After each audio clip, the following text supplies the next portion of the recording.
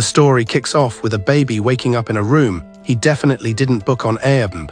Eyes open, and he spots some lady hovering over him like she's waiting for a software update. He thinks mom, but nah, she's way too young. Unless this world has some really aggressive anti-aging cream, she ain't it. Confused, he looks down and sees tiny baby hands. Great, he's been demoted to a human potato. Total shocker. It gets weirder. He checks his stats and wow, he's back to level 1, all that grinding in his past life, gone.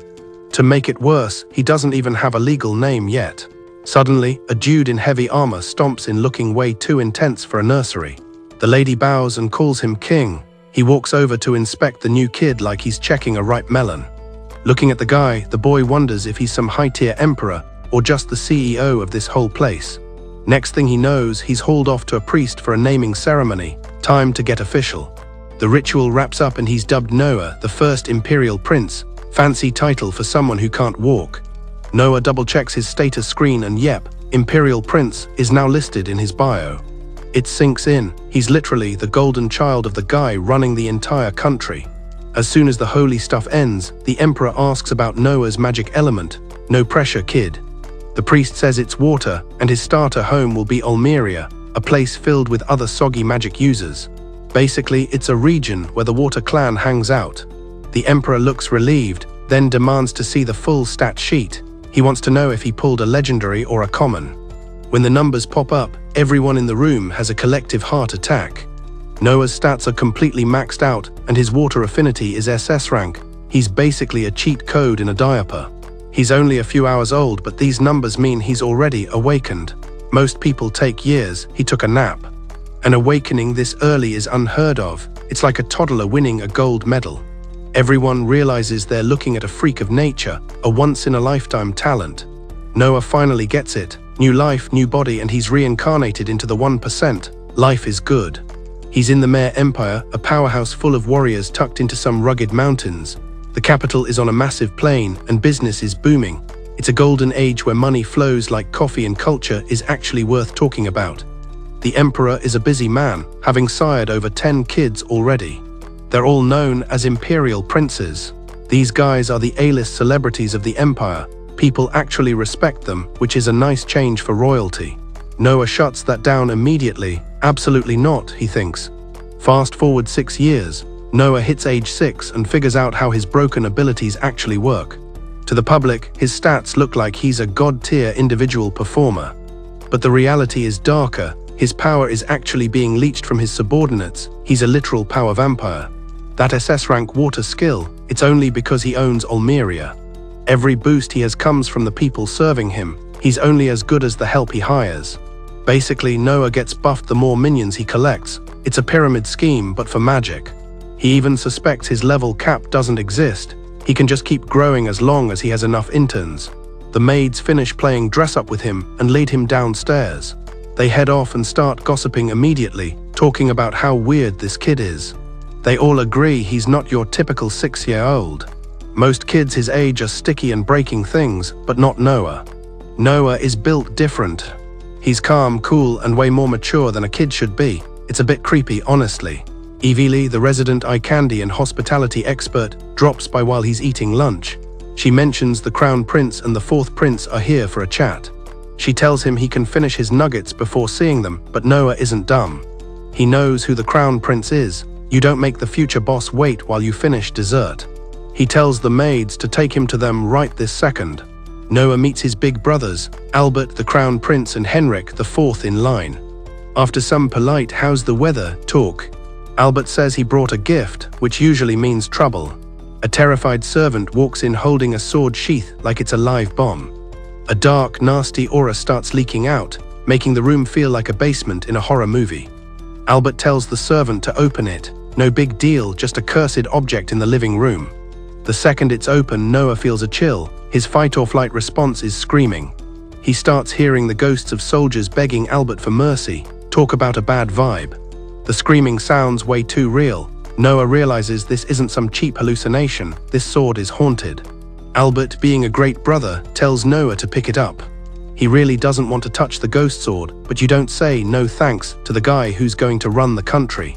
Noah grabs it. It's heavy as hell at first, but he manages to balance it like a pro. Albert explains it's Leviathan, the baddest water element blade in existence.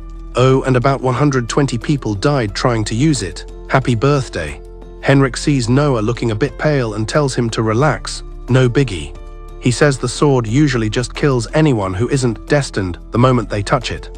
Since Noah isn't a corpse yet, it means he's somewhat worthy. What a lovely family tradition. Albert gives him a good job pat and leaves, calling the whole thing a valuable lesson. Once the door shuts, Noah is reeling. He can't believe the audacity of this guy. That jerk just handed a 6-year-old a lethal weapon to see if he'd explode. But Noah keeps his mouth shut. He knows the rules of the game. Saying "you're a psycho" out loud is a great way to get your head removed from your shoulders. Outside, Henrik asks Albert if giving away such an expensive sword was a smart move. That thing cost a fortune in both money and lives. Albert says the blade belongs with a prodigy like Noah. It's better than it sitting in a vault. Plus, Albert admits he's not exactly a genius himself. He just wanted to see if his pet could still bite. Dark stuff, Albert. Later that night, Noah notices his maid, Zoe, is acting like she's had 10 cups of coffee and a panic attack. He asks what's up. Zoe tries to play it off, saying she doesn't want to dump her drama on a prince. She tells him not to worry, but Noah isn't dropping it. He wants the tea. Noah pushes her to be real with him. She finally cracks and asks for time off. Her hometown got wrecked by a flood. The family farm is gone, washed away by the water. That was her mom's only way to survive. Without the land, they're broke and homeless. Zoe admits she was even looking at alternative careers in a brothel to make quick cash. Apparently, being a prince's former maid has high resale value. Humans are lovely, aren't they? Instead, he offers Zoe's mom a job at the mansion as a gatekeeper. Easy work, great benefits. He promises to pay her way more than the job is actually worth. He makes it clear she'll be living the high life compared to most commoners. He even mentions a vacant house nearby where they can live together. Total hero move. Zoe starts bawling her eyes out, thanking him like he's a literal god. Noah plays the saint, but secretly he's just protecting his brand. A former maid in a brothel is bad PR for the third imperial prince. Besides, she's his property now, his loyal servant for life. He knows this little act of kindness just bought him 100% loyalty that money can't buy. Next, he calls Dylan the butler and explains the flood situation in Zoe's town. He tells Dylan to go there and buy up every inch of land he can find in Dow. Noah knows that when disaster hits, bandits and vultures move in to pick the bones. He wants to secure the area before the chaos gets worse and the prices go up. Dylan is flawed, the kid is 6, and he's already thinking like a real estate mogul. Noah's just seen this movie before in his past life. But he can't exactly say, "I learned this in my 30s, so he just stays quiet. Dylan agrees it's a genius move, but points out one tiny problem, the bill. Where exactly is a 6-year-old getting that kind of cash? An area that size would cost hundreds of thousands of reals. That's a lot of lemonade stands. Noah realizes he didn't actually check his bank account first. He thinks for a second and decides to just liquidate his property south of the capital. Problem solved. Dylan asks if he's insane. The king personally gave him those lands. Selling them without asking is basically a go directly to jail card in this empire. Noah tells him to chill. If the king gets mad, Noah will take the heat personally. He says being a noble means making sacrifices so the little people don't starve. It's about dignity and safety for everyone under his wing. Dylan, who happens to be from the same town as Zoe, is deeply moved. He's officially a Noah fanboy now. He thanks Noah with tears in his eyes. Everything is going according to plan for our tiny, sarcastic prince. By the next morning, Noah has already flipped his assets into cold, hard cash and is ready to buy up the map like a game of Monopoly. He's all set to go play real estate mogul, but then his brother Henrik drops by for an uninvited visit. Henrik spots the Leviathan sword and immediately asks why he's carrying around a piece of cursed metal. Noah explains that the sword hasn't tried to possess him lately, so he figures it's fine for a casual stroll. But Henrik drops a truth bomb. They actually plan to put him to the test while they're in Doso. Henrik clarifies that Leviathan has a personality, a bad one, and it only listens to someone it thinks is its actual boss. Noah catches on quick. He's going to have to make this sword respect him or die trying. The blade is basically a rabid dog that needs a master strong enough to keep it on a very short leash. Henrik warns him not to swing it around for fun. One wrong move and the sword will happily delete his soul. Having delivered that cheerful piece of advice, Henrik turns around and dips. A bit later, they roll into Doso and find a scene that looks like a straight-up apocalypse movie. The flood absolutely trashed the place, leaving nothing but mud and broken dreams behind. Since everyone's property deeds probably washed away, Noah figures they'll have to rely on the government's backup files to buy anything legally. Dylan and the crew are stunned that a literal child is outthinking grown men just by using his eyes and a little logic. Noah just shrugs it off. It's not rocket science, it's just basic common sense. Noah and Zoe start scouting the land until they see some government types handing out food to the local villagers. Noah takes one whiff of the mystery meat and realizes it's basically a biological weapon in a bowl. A local peasant overshoots the gratitude and says they can't complain since eating rot is better than nothing. Apparently, getting poisoned by the state is considered a blessing these days. Noah is disgusted. He can't believe the Empire is serving garbage to people who just lost everything they owned. Right on cue, the local bureaucrat, Lord Garkt, shows up to pretend he's doing a good job. Garkt knows the food is toxic waste, but he couldn't care less. He's not the one eating the slop after all. Unfortunately for Garkt, Noah has officially run out of patience for greedy middle managers. Noah gets right in Garkt's face and calls him out for pocketing the cash meant for actual edible food. He points out that instead of real meals, Garkt is serving up dumpster scraps to save a few bucks. Garkt tries to deny it but quickly switches to so what mode, claiming the elites deserve the good stuff while his men laugh at the tiny prince. Seeing these losers laugh while people starve sends Noah into a cold, dark rage. He gives Garkt one last chance to realize he's messed with the wrong toddler, but the guy doesn't listen. Garkt just laughs harder, thinking Noah is nothing more than a brat playing dress-up in a cape. The guy actually draws his sword and gets ready to bully a 6-year-old. Bad move. Suddenly, Leviathan gets bored of its sheath, flies out on its own, and starts hovering next to Noah like a bodyguard. The blade decides it's time for a final exam. It dumps a mountain of dark power into Noah's veins just to see if he'll implode or stay standing. Noah's skin starts turning black as the curse tries to swallow him whole. It looks like he's about to lose the gamble. But then he hits a massive surge of adrenaline and sheer, stubborn willpower that pushes back. Leviathan realizes this kid is actually built different. After a brief power struggle, the sword finally gives up and submits. A furious Garkt charges in for the kill, but he's basically moving in slow motion compared to Noah. Noah swings Leviathan and takes Garkt's head clean off before the guy can even blink. Justice is served, literally. The rest of the henchmen reach for their weapons, thinking they still have a chance. To prove a point, Noah just taps the ground with his new magic glow stick. The shockwave carves a massive, bottomless crater into the earth, sending a very clear message to everyone watching. Even Noah is a little weirded out by how much damage this sword can actually do. Just then, Rowan, the local knight captain, shows up and finds a 6-year-old standing over a headless body and a canyon. Rowan recognizes Noah as the first prince and drops to his knees faster than a sack of potatoes. The crowd is confused until Rowan screams out Noah's identity, and then the vibe changes instantly. Suddenly, everyone is bowing in a mix of pure terror and newfound respect. Noah explains that Garkt was a thief and a loser, which is why he's currently missing his head. He tells Rowan to round up every other corrupt official and give them the appropriate punishment, prince style. Then he orders a total overhaul of the food supply so people can actually eat something that didn't come from a swamp. The villagers are beyond happy, cheering for the tiny savior who actually gave them a meal. Back at the palace, Albert gets the news that Noah didn't die and actually tamed the legendary sword. He smiles like a cat who just found a very sharp new toy, realizing Noah is going to be a massive asset. Later, Noah meets with his dad, expecting a lecture about selling off royal property without a permit.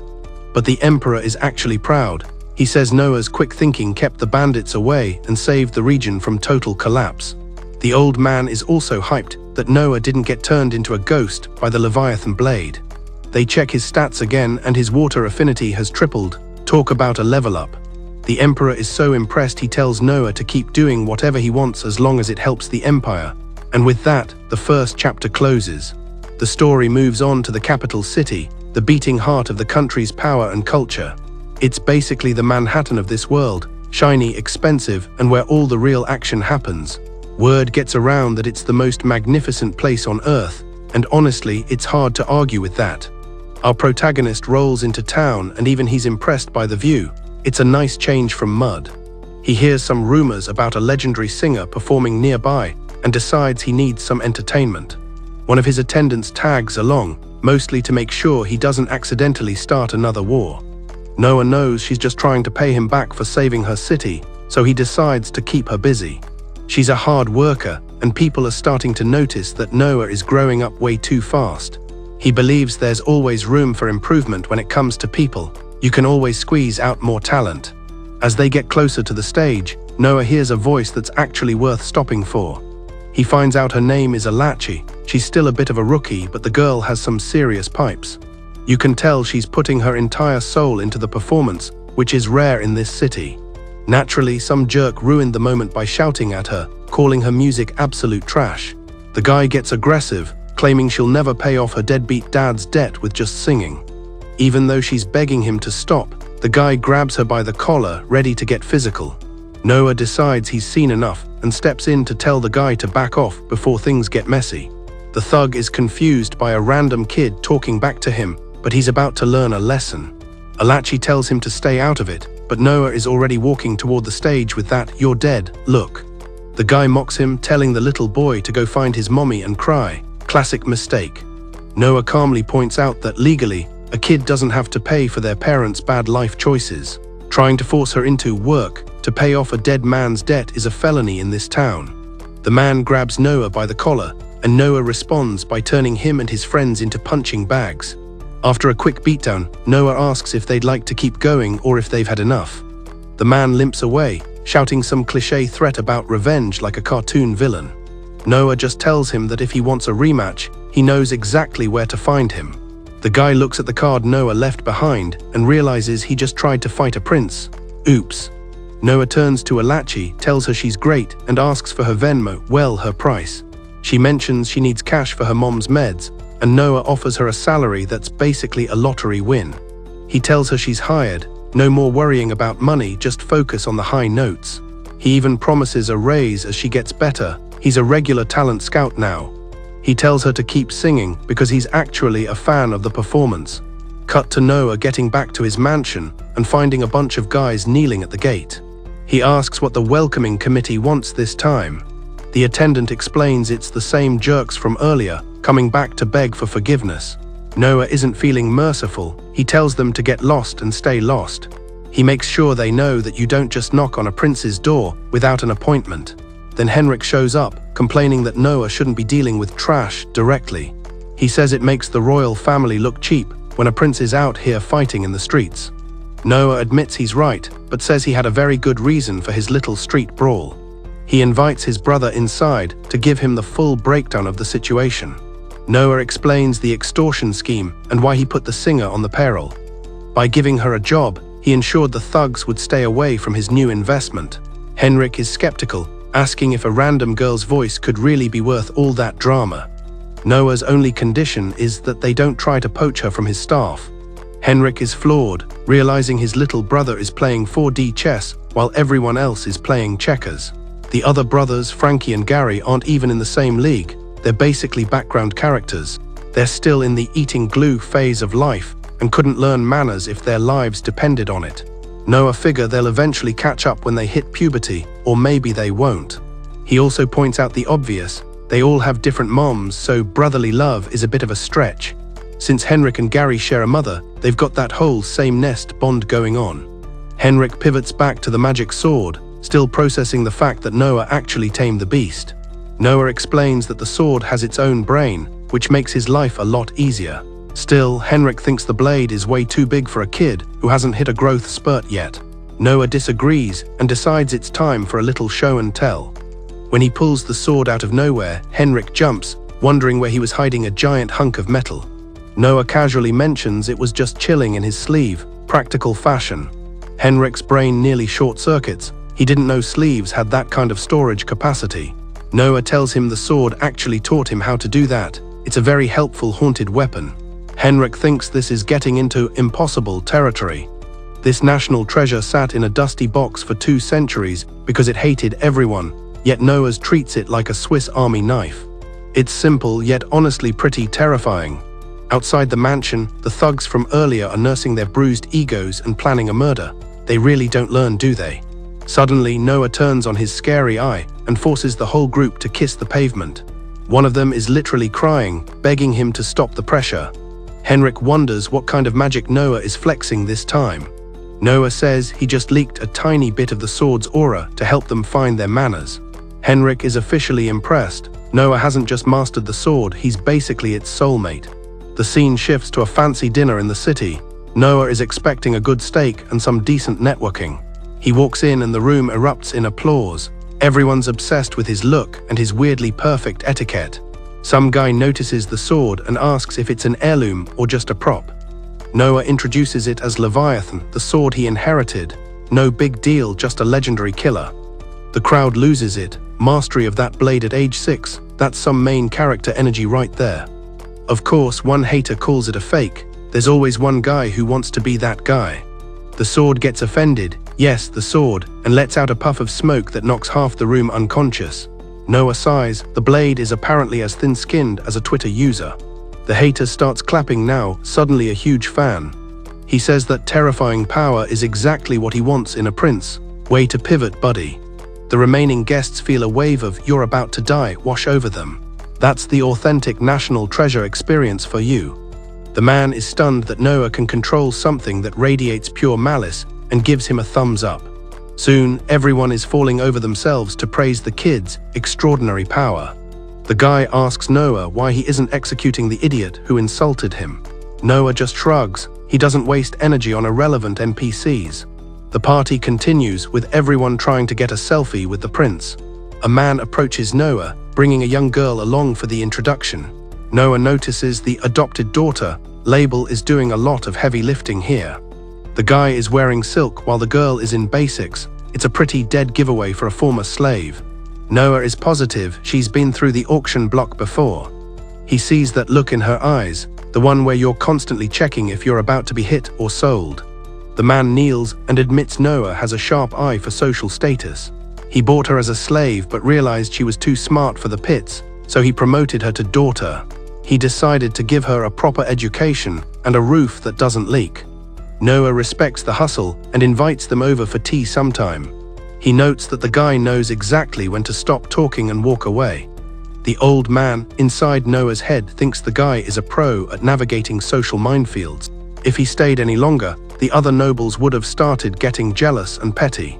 Noah further confirms the girl's past by her reaction to his sword. When Noah touches the hilt, the blade bristles, sensing a potential threat nearby. The girl immediately jumps into a defensive stance. Old habits die hard. The next day, Noah is taking a casual stroll when he bumps into his brother Oscar. Oscar asks why a prince is walking around like a commoner without an entourage. Noah just says he needed some fresh air and a break from the palace walls. Oscar warns him that walking without a bulletproof carriage is a good way to get kidnapped. Since Noah is free, Oscar asks if he wants to go on a little shopping spree. He suggests they go treasure hunting in the city. It's more fun than a board meeting. As they walk, Noah recognizes the street. It's the local Antiques Roadshow district. It's famous for having cool stuff from every corner of the empire. Oscar adds a disclaimer: about 90% of it is overpriced garbage. Most of the stuff here is fake, which is part of the challenge. Nobles come here to see if they can spot a real diamond in a pile of plastic. It's a rich person hobby. After an hour of looking at junk, Oscar gives up and decides to call it a day. Noah, however, spots a dusty old book and feels a weird pull toward it. He decides to buy it on a whim. He looks closer and realizes he just found a legendary grimoire from the great Mage Andrea.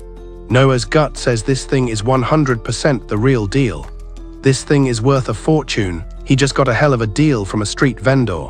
He doesn't speak the language yet, but touching the book makes his wind magic go through the roof. He draws his sword, knowing that only sentient items can buff a person's stats just by physical contact. This means there's a ghost or a spirit trapped inside the pages. Suddenly, a monster pops out of the book, and Oscar nearly has a stroke. He screams that it's a forbidden book, the kind that eats human souls for breakfast. Oscar tells Noah to run for his life before he gets turned into a snack. The presence is a vengeful wind spirit that's clearly having a very bad day. Noah just swings his sword once and deletes the creature from existence. Problem solved. Oscar asks if everyone is still alive and if any bystanders got vaporized. Noah is chill about it. He aimed his attack at the sky so he wouldn't cause any collateral damage. Oscar is baffled. He can't understand how his little brother became a walking nuke so fast. A guy suddenly appears out of the shadows. He says he's an antique dealer who's been watching the show. His name is Alan. He's a fan of Noah's work and wants to show him a special item from the back room. He pulls out a ring that's dripping with dark, ominous energy. Alan says he's tried to sell it to a dozen people, but it never does anything for them. Noah asks if it's just a cursed piece of costume jewelry. The man explains he's actually tried to throw it in the trash, but it keeps showing up on his nightstand. It's like a clingy X, but in jewelry form. It refuses to stay gone. Noah is hooked. A ring that stalks its owner. That's definitely high-tier loot. Oscar gets caught up in the hype and tells Noah to put it on. Peer pressure at its finest. Noah slides it on and the ring literally starts talking to him. It's an SSS rank item, jackpot. The ring then transforms into a full suit of armor, making Noah look like a miniature tank. The crowd is speechless. The kid is just a magnet for legendary gear. Noah checks his stats and sees no direct buff. It's not a stat stick like the book. It's a separate entity, more like his sword, a sentient defense system. The ring comes preloaded with a bunch of high-level magic spells. Noah offers to pay the guy later, but Oscar insists on footing the bill. It's a gift from Big Bro. Oscar is starting to realize that Noah isn't just a prodigy, he's a straight-up anomaly. As they step out of the carriage, things get spicy again. A guy tries to jump him, but Noah's new ring pops a shield and blocks the attack effortlessly. Soldiers swarm the area as Oscar asks how the hell he just cast a shield without a wand. Noah explains he linked the ring to Leviathan. They're basically working in a tag team now. The ring has an auto-block feature that triggers whenever it senses a hater nearby. Oscar thinks that's the coolest thing ever. He's basically watching his brother become an unstoppable god. Later, Noah goes back to listen to Alachi sing. It's his favorite way to unwind. But the crowd is trashy as usual, and a fight breaks out over who gets to tip her first. Noah puts up a barrier to protect the stage, and then shocks the fighters into submission. He asks the manager why this place is always such a dumpster fire. The manager explains that the chaos is what keeps the drinks selling and the lights on. Noah decides he's done with the drama and just buys the whole bar. The manager is thrilled. Alachi asks if she's really worth the massive investment and offers to pay him back. Noah tells her to keep her money. He just wants her to keep hitting those high notes. She asks if he actually thinks she's good, and he tells her he wants the Emperor to hear her someday. Until she's ready for the palace, she can keep practicing in his new bar. She's so moved she starts crying, but then she gets back to the music. Pro move. Noah listens, and yeah, she sounds like an angel, money well spent. He knows she's a diamond in the rough, and one of the best investments he's ever made. The scene shifts back to Noah's room, where his maids are getting him ready for another boring meeting. They tell him the Governor General of Hajav is here for a visit, a guy named Murray. Noah tells them to send him in. He's ready to see what this guy wants. So the Empire has this lovely tradition of handing out feasts to princes, which is just code for giving them a job. They're basically forced to learn how to run a government without setting the whole country on fire. Because of this, the locals usually treat the visiting prince like he's the absolute main character and the owner of their very souls. For our guest today, who was born in Almeria but now works in Hajav, that worship was exactly the same. The man formally introduces himself as the Governor General of Hajav, bowing like his life depends on it. He's clearly fanboying over finally meeting the legendary toddler prince in the flesh. Noah just sighs and tells him to knock off the stiff, formal act before it gets weird. Hearing that, the guy finally stops vibrating with anxiety and relaxes a little bit. He reminds Noah that they actually met 18 months ago when the Emperor first gave him this stressful government gig. Noah gets straight to business, asking how the Not Drowning project in Hajav is going. He remembers that the Emperor specifically ordered this guy to fix the flood problems in that region. But Noah has a gut feeling that things are definitely not going according to plan. Hajav is a prime spot for farming grain, but it's stuck on a river bend that loves to overflow. Basically, it's a giant mud pit every time the clouds get a little too heavy. The Emperor wanted to stabilize the grain supply, so he hired Murray, a water clan expert, to be the boss of the project. Noah wants to know why the dams aren't built yet. Murray explains they're broke, they haven't seen a single cent of the budget, and he can't pay workers with good vibes. Noah is confused because he knows for a fact that the money was signed, sealed, and delivered. Murray agrees the money exists, but says the Ministry of Finance is playing keep away with the check. Noah smells a rat and tells Murray to come with him right now to deal with some bureaucrats. Cut to Noah crashing a meeting with a finance rep, demanding to know why the money is stuck in limbo. Noah mentions that Murray is feeling a lot of hesitation from the office regarding the flood funds. The suit tries to play it cool, saying it's not hesitation, it's just complex financial justification. Noah cuts him off mid-sentence. He tells him if he's about to say it's too complicated for kids, he should stop. Because if he opens his mouth to say that, Noah will probably make him regret it. The guy gulps hard, realizing this kid isn't just here for the cookies and juice. He explains that because of the floods last year, the emperor was actually a really nice guy. He gave the whole region a year-long tax holiday to help them get back on their feet, which means the people in Hajav saved a ton of money by not paying the government. The ministry thinks it's perfectly fine to just make the locals pay for the dams themselves. The man asks if Noah is following his brilliant, logic-defying explanation.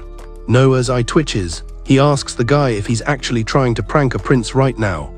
Noah points out the obvious. The tax break was a gift of mercy because they had zero money left. You can't spend tax savings if you didn't have income to begin with. It was an act of kindness, not a secret savings account. But that's exactly where the logic falls off a cliff. The bureaucrat acts like he's explaining basic math to a toddler, which is a bold choice. Noah is visibly fuming now, asking one more time if this guy is actually serious. The man squeaks out a yes, looking like he wants to disappear. Noah demands the real story, no more corporate buzzwords.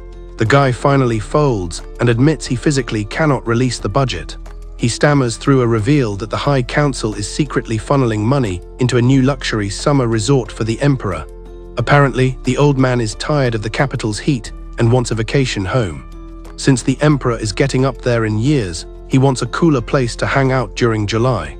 They're calling it an imperial facility to make it sound official, but it's just a mansion. In reality, they're basically building a whole new private city just for his naps. Building a city from scratch isn't cheap, so they're raiding the don't let people drown fund to pay for it. The amount of gold they're burning on this resort is absolutely insane. The guy knows that if the emperor finds out, heads will literally roll, so it's a delicate mess. The National Bank is bleeding out just to make sure the boss has a nice swimming pool. Noah snaps. He tells the guy to shut his mouth and calls him a straight-up scoundrel for this. People are losing their homes to floods, and these guys are holding back the cash to build a summer porch. Noah asks if they're trying to make his father look like a heartless moron, because using a disaster fund for a vacation is a great way to start a revolution. The guy hits the floor, begging for mercy and swearing he's just following orders. Noah gives him an ultimatum: release the gold now or Noah goes to Dad and tells him everything. Terrified of the emperor's temper, the guy promises to wire the Hajav budget within the hour. Murray is standing there in shock, watching a 6-year-old bully the Ministry of Finance into submission. He tells Noah he's never seen anyone win a budget fight that quickly or that brutally. The way Noah just dismantled that guy's argument was a work of art, honestly. He was direct, effective, and didn't fall for any of the usual bureaucratic nonsense. He just pointed out the flaws in their plan and let the fear of God do the rest of the work. Murray admits he's a bit embarrassed that he had to hide behind a kid to get his job done. But Noah knew Murray set this up on purpose. He needed a prince to play the bad cop. Murray sprints off to start the construction before the ministry changes its mind again. Suddenly, a messenger pops up telling Noah the emperor wants a chat at the castle immediately. The old man congratulates him on the Hajav win, looking surprisingly pleased with his son. He mentions he heard Noah absolutely flattened the finance guy, Maybrook. Noah is caught off guard, wondering how the gossip traveled to the throne that fast. The emperor explains that gossip is just data, and data is a weapon he needs to master. Noah just says he was doing what any normal person with a brain would do in that room. The emperor laughs, saying what's natural for Noah is an impossible feat for most people. Most of his staff are just yes men who use their tongues to lick boots instead of fixing problems. Hardly anyone has the guts to do the obvious right thing when money is involved. At just 6 years old, Noah is already outperforming half the imperial cabinet. The emperor asks him to stand and asks if that's the Leviathan sword on his hip. A witness in the room realizes Noah didn't just pick a sword, he picked the most dangerous one. He knows the palace is full of spies, and news of Noah's sword skills is spreading fast. The fact that a child completely tamed that bloodthirsty blade is making a lot of people nervous. Given how many people Leviathan has sent to the graveyard, this is beyond impressive. Noah remembers that if he hadn't kept a lid on the sword during the party, it would have killed everyone. He knows this piece of metal has a dark soul and a very nasty habit of murder. Because of that, he decided he needed to become the best swordsman in the room ASAP. So they call in a fencing pro to see if Noah actually knows which end is which. Damian Noble introduces himself, looking like he walked out of a Night Monthly cover. People say his sword technique is so good it must be some kind of cheat code. The Emperor tells Noah to suck up all the knowledge he can from this master. Damian tells the kid not to worry about being small, he's looking for potential, not perfection. The Emperor has total faith in Damian, which tells Noah this guy is the real deal in a fight. The pro tells Noah to come at him with everything he's got, no holding back. As Noah lunges, he starts seeing ghost images of the sword's past owners guiding his arm. With one smooth, terrifyingly fast move, he disarms the kingdom's best swordsman. Damian drops to his knees, admitting he has absolutely nothing left to teach this kid. Noah has the body of a child, but the technique of someone who's been killing for decades. His skills are already at Grandmaster level, anything more would just be showing off. Damian feels like a total amateur compared to what he just witnessed. He was completely schooled by a kid who still has baby teeth. The Emperor is so hyped, he puts Noah in charge of the night selection this year. Noah accepts the promotion, ready to pick the best warriors for his personal squad. The night selection is the biggest event of the year, think the Super Bowl but with more stabbing. The Empire is obsessed with war and strength, so this is a massive social event. They believe that the only way to climb the social ladder is through your own merit and a sharp blade. Warriors from every corner of the country head to the capital to fight for a chance at glory. It's a high-stakes tournament where losing might mean leaving in a wooden box. The winner gets knighted and instantly becomes part of the Empire's upper crust. The first thing a new knight has to do is pick a prince to follow as an official subordinate. If Noah picks a winner, his personal power level is going to skyrocket even further. But before they start, the Emperor wants to know what Noah's vision for the event is. How exactly is he going to find the best of the best among thousands of fighters? Noah decides to scrap the local qualifying rounds and move the whole thing to the capital. He wants every single candidate to fight right in front of him so he can judge them personally. The Emperor agrees that the local rounds are probably full of cheating and bad officiating anyway. It would be a tragedy to miss a future legend just because of some small-town drama. He tells Noah he doesn't want any hidden gems to slip through the cracks this year. The scene shifts to Noah chatting with a local girl about the upcoming tournament. He asks if anyone from her village is brave or stupid enough to try out this year. She says there is, but it's a struggle because they're all basically broke. The village usually only sends one guy because they can't afford to sponsor a whole team.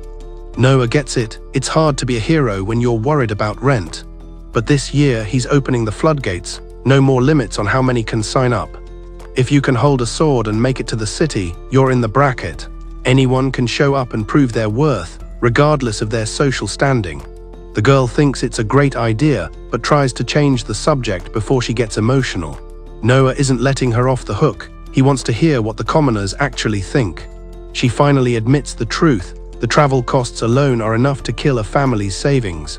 Just getting to the capital and finding a bed is a nightmare for a regular farm kid. Living in the capital is basically highway robbery. The local villagers had to empty their piggy banks just to sponsor a single guy to go represent them. That one person is carrying the weight of the entire town on his shoulders. And trust me, they are taking this deadly seriously. Hearing this, Noah decides he's going to bulldozer that obstacle right out of the way. He wants as many options for his squad as he can get. It's bad business to lose a potential legend just because they're broke. He announces that he's putting the entire travel and hotel bill on his tab. The girl knows the village will be hyped, but she warns him that he's looking at a massive bill. Noah explains he isn't planning on doing this the hard way or starting from zero. He summons his butler and tells him to find every vacant house in the city and just buy the whole lot. Then he tells him to get his favorite shady merchant on the phone immediately. Meeting up with the same crowd from the party, a merchant asks Noah about picking servants for the palace. Noah asks if he's trying to plant a mole, and the guy basically says, guilty as charged. Noah knows that having an insider in the palace is the best way to get the real tea on everyone. If one of these girls ends up in the emperor's inner circle, the political kickbacks would be massive. The merchant claims that's a separate project and reminds Noah that his tribute gifts are already at the mansion. Noah makes it very clear how this works. If the girl is just okay, he'll give her a basic recommendation and call it a day. But if he's going to actually like her, the guy better find a girl who is a total 10 out of 10. The merchant has one last cheeky request for the prince. He wants to slap the 13th prince's logo on his shop to scare off the competition. Noah asks if the guy is officially signing his soul over to him now. He warns him that if he ever goes behind his back, the consequences will be very permanent. As he heads back to his place, Noah realizes that owning a guy like Byron is a great way to boost his street cred. If he keeps collecting subordinates like this, he'll be running the place in no time. Suddenly, he notices his water stats are dropping and realizes something is going sideways in his territory, Almeria. He goes to see the big boss at the palace. Noah asks his dad how he missed the memo about Almeria burning down. A spy pops up and confirms there's a rebellion brewing, while sarcastically congratulating the boy on his intuition. The guy asks how bad Noah thinks the situation actually is on the ground. Noah notes that his SS rank dropped to a single S, which sounds bad, but it's not a total disaster. In the grand scheme of things, it's just a minor hiccup in the power hierarchy. Basically, it's a localized riot involving a small group of angry people, not a full-scale world war. The emperor asks if Noah wants to go play general and lead the army. The boy says hard pass, claiming he's too green for the trenches and that Henry is way better at leading men into battle. As they head out, Henry asks if he's sure he wants to give up the spotlight. This was a prime chance to stack some glory points and impress the public. Noah just says he's fine with it. He's got plenty of years left to be a war hero.